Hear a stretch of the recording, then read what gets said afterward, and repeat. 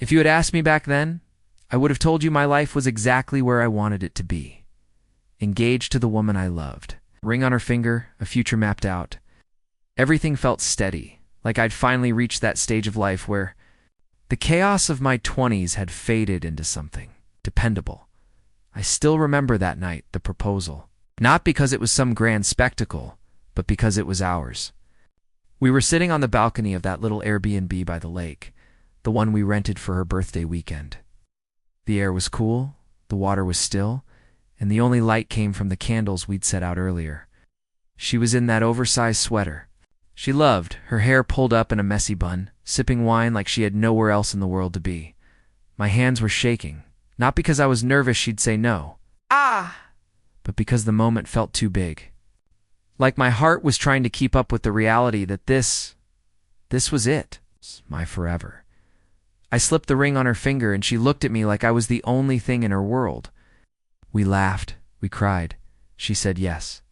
And for the first time in years, I believed that maybe, just maybe, life wasn't going to pull the rug out from under me again.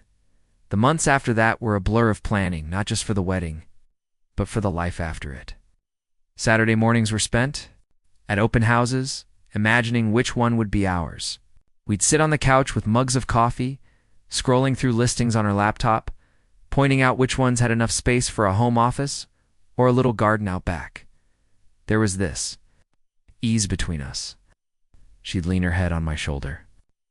During movie nights, I'd cook dinner while she sang along to whatever playlist she'd thrown together, a mix of indie love songs and 90s pop, off-key but somehow perfect.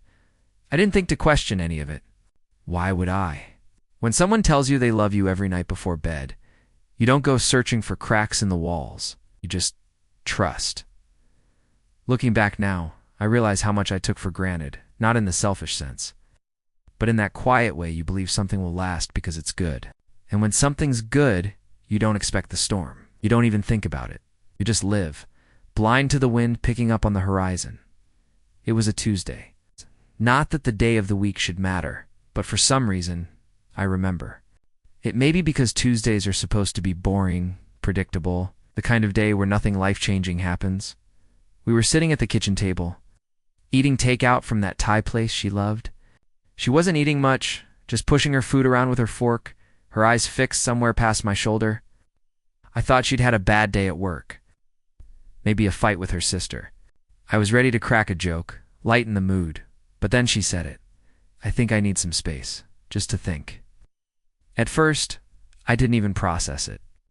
My brain tried to file it under something harmless, like she needed a weekend away with her friends, or maybe a solo trip to clear her head. Relationships need breathing room sometimes, right? You'd come back stronger. That's what I told myself. I asked her if something was wrong, if I had done something. She shook her head quickly, too quickly, and forced a smile. It's not you, she said. I just need to figure some things out. It felt like a sentence that was supposed to land softly, but instead dropped like a brick in my stomach. I remember looking down at my hands, noticing the little red sauce stains on my thumb from the pad thai, and thinking, is this really happening? I told her I understood, because that's what you do when you love someone. You give them what they say they need, even if it's the last thing you want to give. She kissed me on the cheek, thanked me for understanding, and that was that. That night, the apartment felt different. She was still there, but quieter. The kind of quiet that isn't peace, but distance. I tried not to read into it. I told myself people go through phases. That maybe this was just her way of making sure we were solid before walking down the aisle. I even started romanticizing it in my head. Maybe this space would make her miss me. Maybe she'd come back with even more certainty that I was the one. But if I'm honest, there was a part of me, small but growing, that didn't buy it. A voice in the back of my head whispering, since when does love need distance? Days after she first said it felt off. She'd stay out later than usual, claiming she was working late or catching up with friends. I wanted to believe her. I really did. And for a while, I did. Because the alternative, the idea that there might be something else behind her request, was too heavy to carry just yet. At first, I told myself I was imagining it, People get busy. People have off days. It's What I kept repeating, like a little mantra, every time my phone lit up with her name. And the tone in her message felt just a little off. It started small. She stopped using the little nicknames she'd always used for me. Hey babe became just hey. The long, winding texts she used to send were replaced with short, clipped replies. K had never been in her vocabulary before, but now it popped up more than once. I remember one night she texted me, "Can't talk, busy." No explanation, no follow-up. Just that. I stared at my phone for a good 2 minutes, waiting for the typing dots to appear. They never did. That was the night I felt it, that gnawing twist in my stomach. The one you can't shake no matter how much you try to reason it away. I kept pacing the apartment, the sound of my footsteps echoing in the quiet. I tried calling her once, then twice. Straight to voicemail, she started giving vague answers about where she was. Out with friends, she'd say.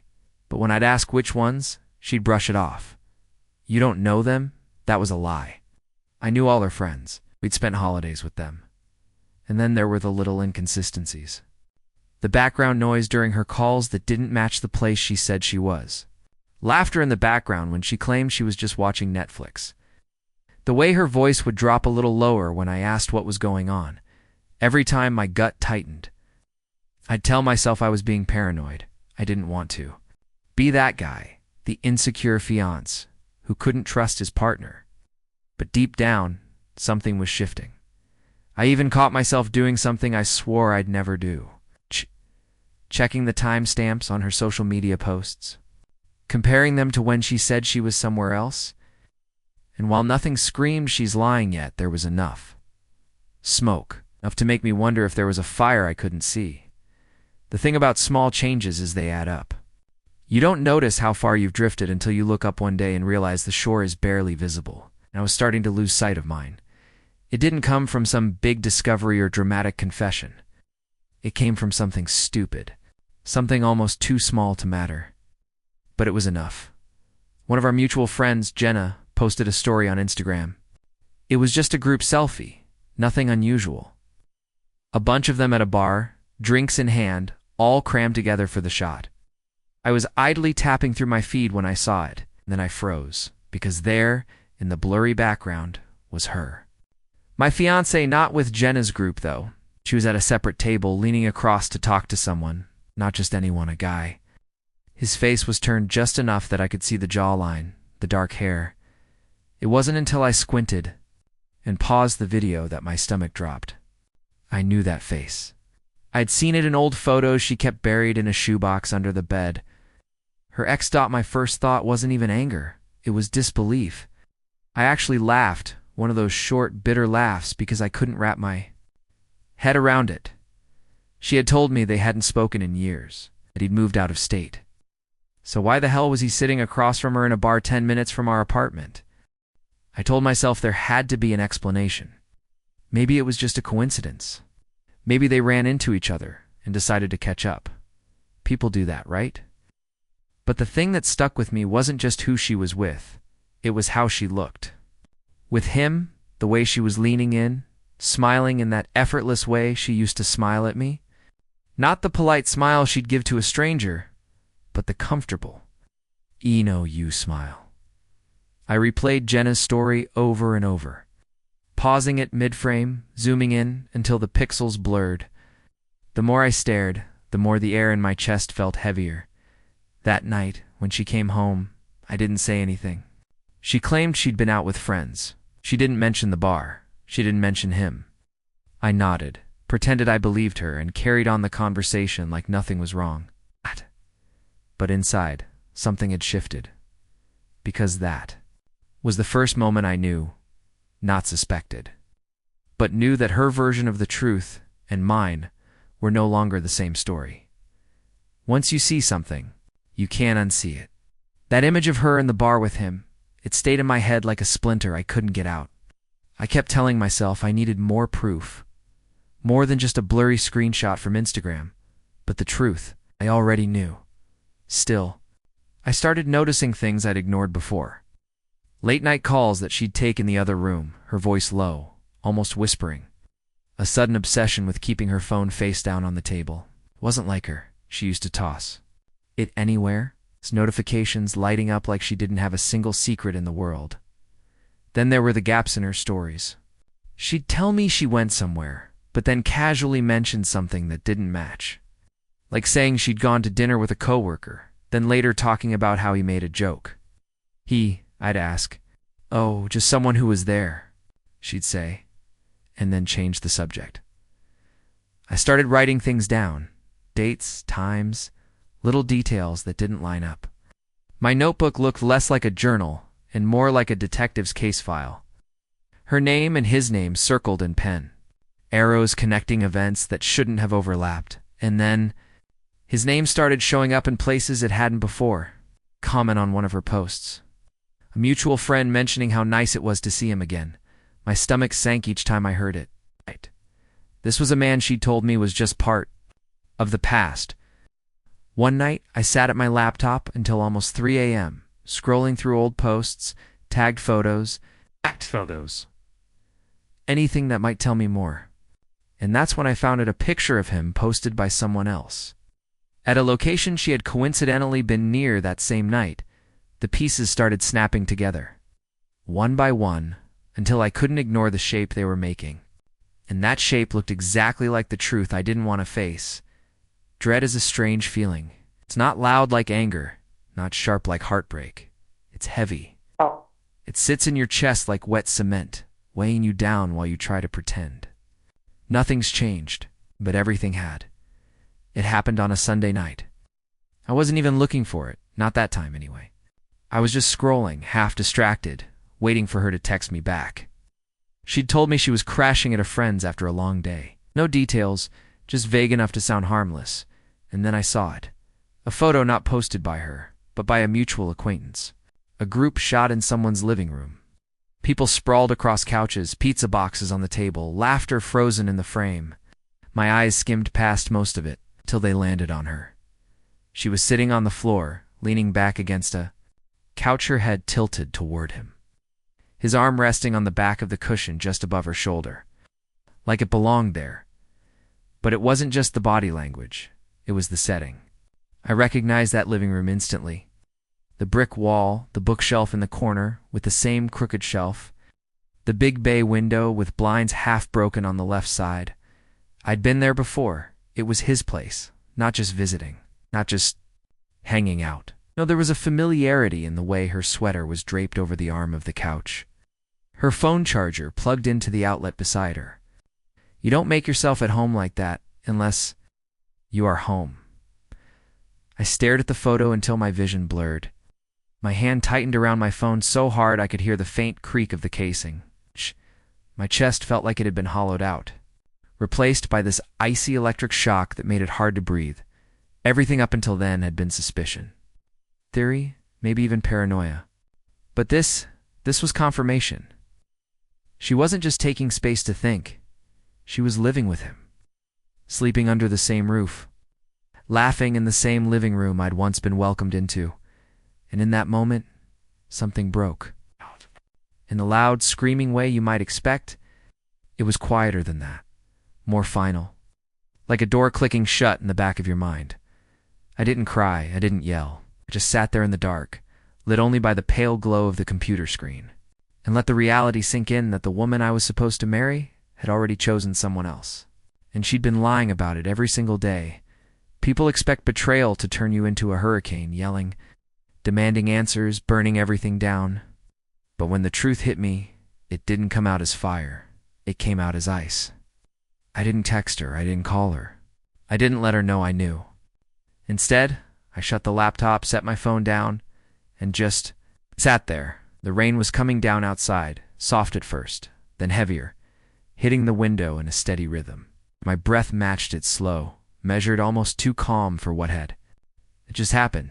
If she'd walked in right then, she wouldn't have known. She wouldn't have seen the way my mind was already shifting gears, pulling away from the hurt and into something colder. I wasn't going to give her the fight she might have been expecting. I wasn't going to give her anything. That night, I pulled out a notebook. Not the one where I'd been scribbling suspicions, a fresh one. Clean pages. I started writing. Down everything I needed to do. Not emotional things, practical ones. Bank accounts to separate, spare keys to collect. People to quietly let know that things weren't what they seemed. I wrote it all down in neat bullet points. Like I was preparing for a business meeting instead of dismantling my engagement. And the more I wrote, the more the ache in my chest. Doled into something else? Resolve. This wasn't just about ending things. This was about leaving on my terms. If she'd already replaced me, fine.